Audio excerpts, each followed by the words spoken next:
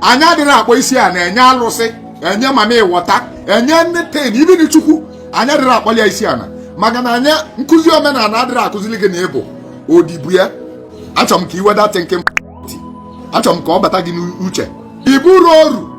iburu oru chukwu iburu oru alụsị maga buru oru mama ịwọta. Therefore any communication between you and them bụ a discussion, and you cannot be discussing with me kneeling down. Wave onye out of your mind. You don't need to kneel down for mama water to answer your prayer, for a certain deity to answer your prayer. You are not their slave. You are not atolo. Yebora atolo. Another thing, ana akuzi here na this app, na social media app.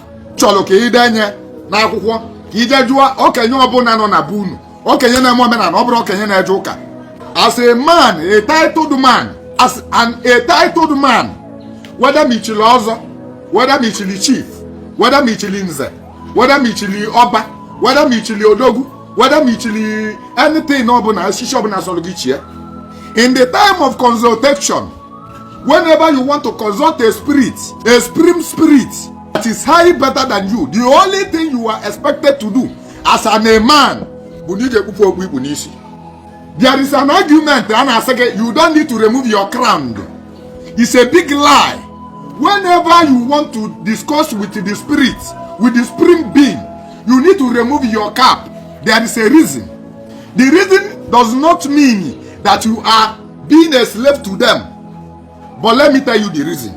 There are two most important things you must do whenever you are handling a white shock in tradition. One of the most important things is nothing will be on your head as a man or a woman. Be you a man or a woman, something must not be on your head. Another one, something must not be on your feet. Your crown before you pray. It's a very fat lie. It's a very big fat lie. Be you a man, be you a woman. If you want to pray, if you want to consult, if you want to go for, if you want to do it, let nothing be on your head. It's a fat lie. In tradition, there's nothing like one. When you want to consult,